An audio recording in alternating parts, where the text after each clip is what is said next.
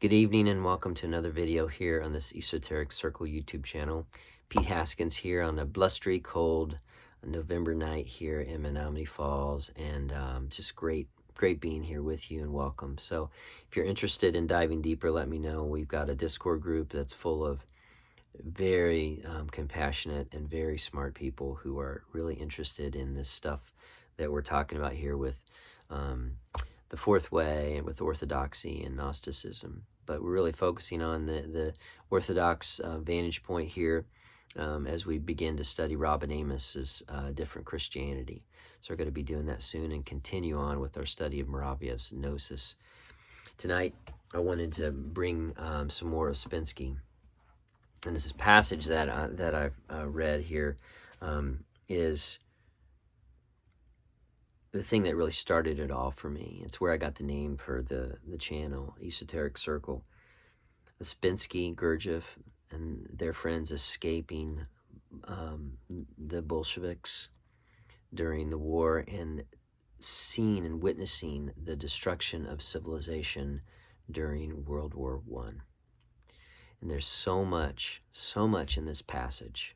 Listen carefully. There's so much in this passage about what is going on, not only in America, but across the world, with the rise of populism and the rise of fascism and the rise of this splintering off into tribes. And we are in the midst of this decline. And as you listen to this and listen to these words, these were written in the 19 teens, in the early 20s. This is really about us as well. And this is why it is so important that this discussion that we are having here, while we can, this discussion about what are our responsibilities for gathering up the knowledge and gathering up fellow seekers of this true knowledge outside the church, because the church obviously has become taken over by traits of barbarism. And that's why I left. And that's why many of you have left. And that's why many of you struggle. And that's what we're here for. We're here to find that core teaching.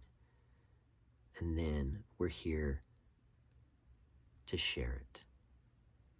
We're here to preserve it. We're here to be changed by and transformed into new creatures. That's what we're doing here. So this passage is essential understanding of what we're doing here on this channel and why you're here, why you've been attracted to this. You're here for a reason. Blessings to you on your journey. Again, my name is Pete Haskins, and welcome.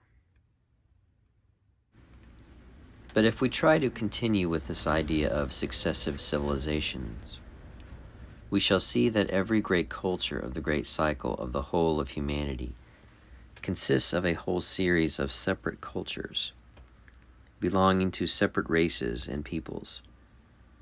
All these separate cultures proceed in waves. They rise, reach the point of their highest development, and fall. A race or a people which has reached a very high level of culture may begin to lose its culture and gradually pass to a state of absolute barbarism. The savages of our time, as has been said before, may be the descendants of once highly cultured races. A whole series of these racial and national cultures, taken over a very long period of time, makes up what may be called a great culture, or the culture of a great cycle. The culture of a great cycle is also a wave, which is made up, like every wave, of a number of smaller waves. And this culture, like the separate cultures, racial or national, rises, reaches its highest point, and finally sinks into barbarism. Of course, the division of periods of barbarism and periods of culture must not be understood literally. Culture may entirely disappear in one continent and be partly preserved in another which holds no communication with the first. We may think in precisely this way of our own culture, as times of indubitable, profound barbarism in Europe may have been times of a certain culture in parts of Central or South America, perhaps in some countries of Africa, Asia, or Polynesia. The possibility of a culture being preserved in some parts of the world in a period of general decadence does not affect the main principle that culture proceeds in great waves, separated by long periods of more or less complete barbarism. And it is very possible that periods occur, particularly if they coincide with geological cataclysms, with changes in the state of the Earth's crust, when every semblance of culture disappears, and the remnants of all earlier humanity start a new culture from the beginning, from the Stone Age. According to the idea of esotericism, not all the valuable things gained by humanity during periods of culture are lost in periods of barbarism. The main substance of what has been gained by humanity in a period of culture is preserved in esoteric centers during a period of barbarism, and afterwards serves for the beginning of a new culture. Every culture rises and falls. The reason is that in every culture, as we can observe, for example in our own, completely opposed principles, the principle of barbarism and the principle of civilization, are developed and evolved at the same time. The beginning of culture comes from the inner circle of humanity, and often it comes by means that are violent. Missionaries of the inner circle civilize savage races, sometimes by fire and sword, because there can be no other means but violence to deal with a savage people. Later, the principles of civilization develop and gradually create those forms of man's spiritual manifestation which are called religion, philosophy, science, and art, and also those forms of social life which create for the individual a certain freedom, leisure, security, and the possibility of self-manifestation in higher spheres of activity. This is civilization. As has been pointed out, its beginning, that is the beginning of all its ideas and principles and of all its knowledge, comes from the esoteric circle. But simultaneously with the beginning of civilization, violence was admitted. And the result is that side by side with civilization, barbarism grows too. This means that parallel with the growth of the ideas which come from the esoteric circle, there evolve other sides of life which originated in humanity in the barbarous state. Barbarism bears within itself the principles of violence and destruction. These principles do not and cannot exist in civilization. In our culture, it is very easy to trace these two lines, the line of civilization and the line of barbarism. The savage killed his enemy with a club. Cultured man has at his disposal every sort of technical appliance, explosives of terrible power, electricity, aeroplanes, submarines, poisonous gases, and so on. All these means and contrivances for destruction and extermination are nothing but evolved forms of the club, and they differ from it only in the power of their action. The culture of the means of destruction and the culture of the means and method of violence are the culture of barbarism. Further, an essential part of our culture consists in slavery and in all possible forms of violence in the name of the state, in the name of religion, in the name of ideas, in the name of morals, in the name of everything imaginable. The inner life of modern society, its tastes and interests, are also full of barbarous traits.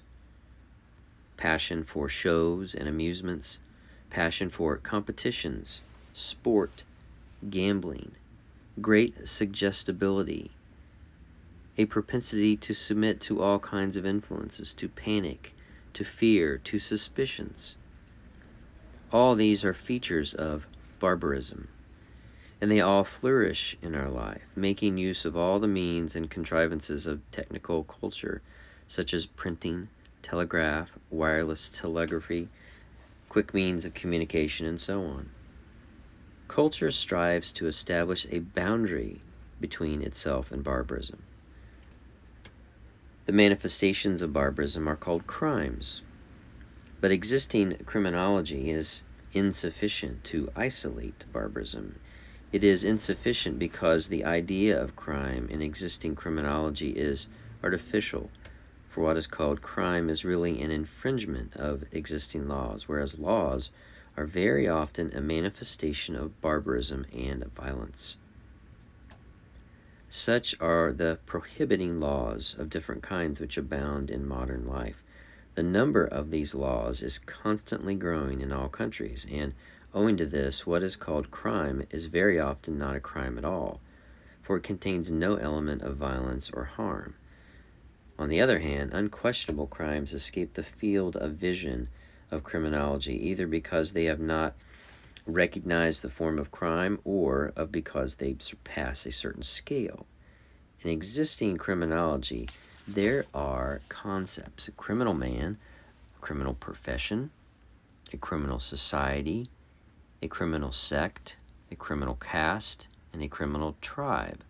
But there's no concept of a criminal state or a criminal government or criminal legislation. Consequently, the biggest crimes actually escaped being called crimes. This limitation of the field of vision of criminology, together with the absence of exact and permanent definition of the concept of crime, is one of the chief characteristics of our culture.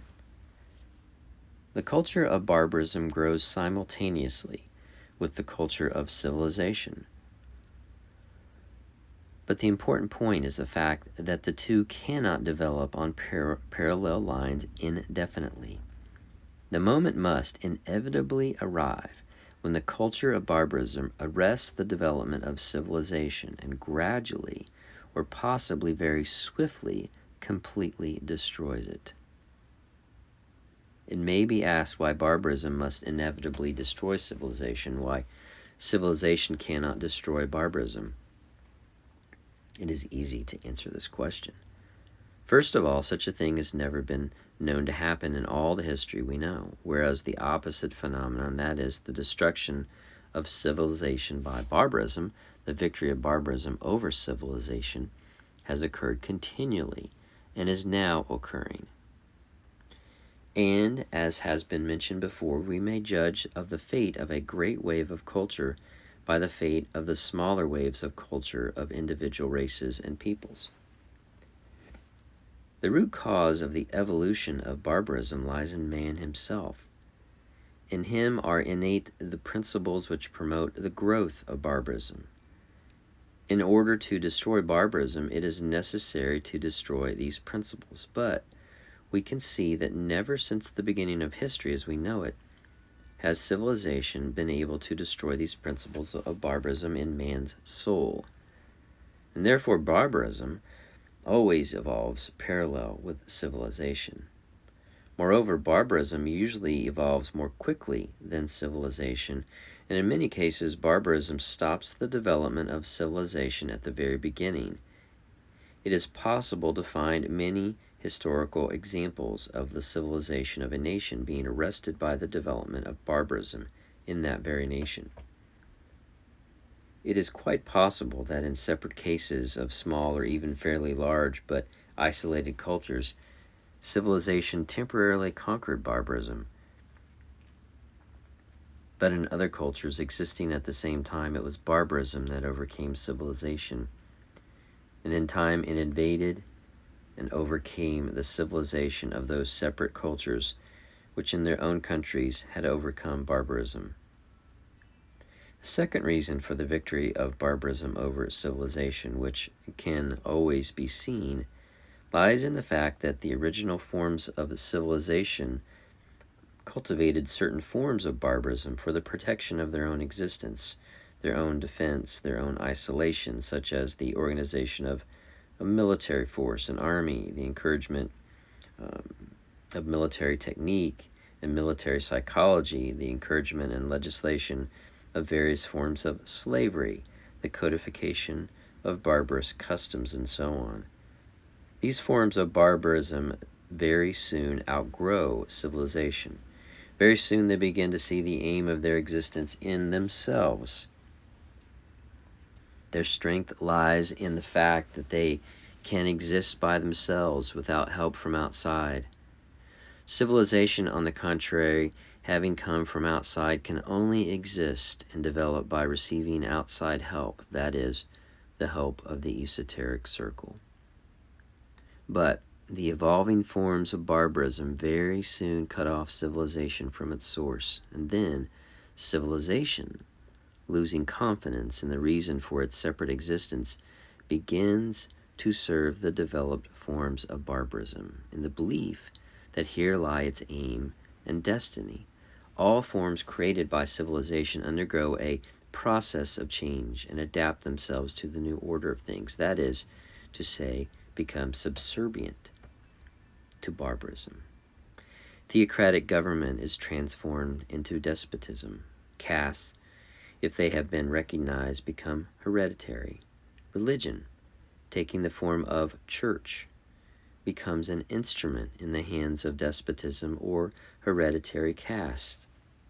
Science, transformed into technique, subserves the aims of destruction and extermination.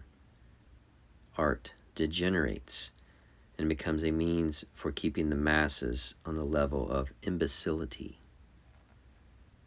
This is civilization in the service of barbarism, in the captivity of barbarism. Such a relation between civilization and barbarism can be observed throughout the whole of historical life. But such a relation cannot exist indefinitely. The growth of civilization becomes arrested. Civilization is, as it were, recast in the culture of barbarism. Finally, it must stop altogether.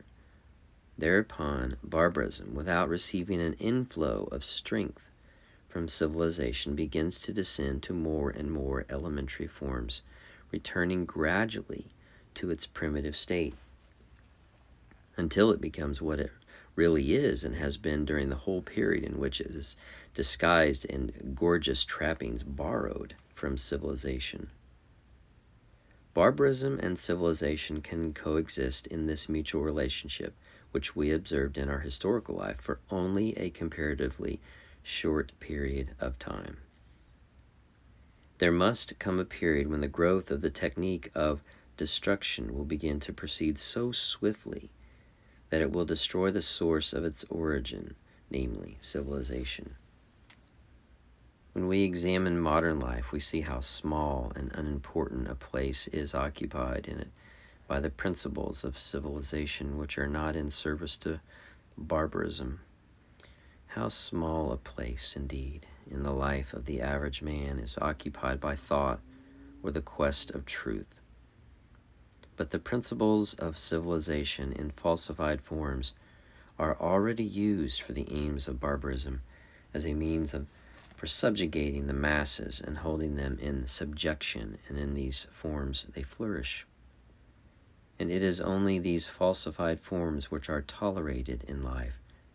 Religion, philosophy, science, and art, which are not in immediate servitude to barbarism, are not acknowledged in life, except in feeble, limited forms. Any attempt on their part to grow beyond the very small limits assigned to them is immediately arrested. The interest of everyday humanity in this direction is exceedingly weak and helpless. Man lives in the satisfaction of his appetites, in fears, in struggle, in vanity, in distraction, in amusements, in stupid sports, in games of skill and chance, in greed of gain, in sensuality, in dull daily work, in cares and anxieties of the day, and more than anything else in obedience and in the enjoyment of obedience, because there is nothing that the average man likes better than to obey. If he ceases to obey one force, he immediately begins to obey another. He is infinitely remote from anything that is not connected directly with the interests of the day, with the worries of the day, from anything which is a little above the material level of his life. If we do not shut our eyes to all this, we shall realize that we cannot, at the best, call ourselves anything but civilized barbarians. That is, barbarians possessed of a certain degree of culture. The civilization of our time is a pale, sickly growth, which can hardly keep itself alive in the darkness of profound barbarism. Technical inventions, improved means of communication, and methods of production, increasing power in the struggle with nature, and all take away from civilization probably more than they give. True civilization exists only in esotericism. It is the inner circle which is in fact the truly civilized portion of humanity, and the members of the inner circle are civilized men living in a country of barbarians among savages. This throws light from another point of view on the question which is often put and to which I have been already alluded. Why is it that members of the inner circle do not help men in their life? Why do they not take their stand on the side of truth? Why are they not eager to uphold justice, to help the weak, to remove the causes of violence and evil? But if we imagine a small number of civilized men living in a large country peopled by savage and barbarous tribes in perpetual hostility and war with one another, even if we imagine that these civilized people live there as missionaries with full desire to bring enlightenment to the savage masses, we shall see that they will certainly not interfere in the struggle of different tribes or take one side or another in the conflicts that may arise. Let us suppose that slaves raise a revolt in this country. That does not mean that civilized men must help the slaves, because the whole object of the slaves is to subjugate their masters and to make them their slaves while they become masters. Slavery in its most varied forms is one of the characteristic features of this savage country, and the missionaries can do nothing against it. They can only offer to anyone who may wish that they should enter schools and study in them, and so become free. For those who do not enter the schools, the conditions of life cannot be altered. This is an accurate picture of our life and of our relation to esotericism, if esotericism exists. If we now regard the life of the human race as a series of rising and falling waves, we are brought to the question of the beginning and the origin of man, the beginning and the origin of rising and falling cultures, the beginning and the origin of the human race. As has been said already, what is ordinarily called the theory of evolution in relation to man, that is, all the theories of naive Darwinism, appear to be improbable and completely unfounded as they are now put forward.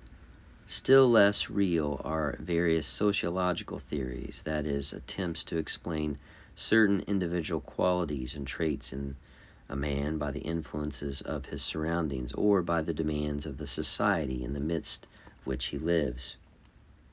If we now take the biological side, then in the origin and variation of species there appear, even for a scientific mind, many circumstances utterly unexplainable by accident or adaptation.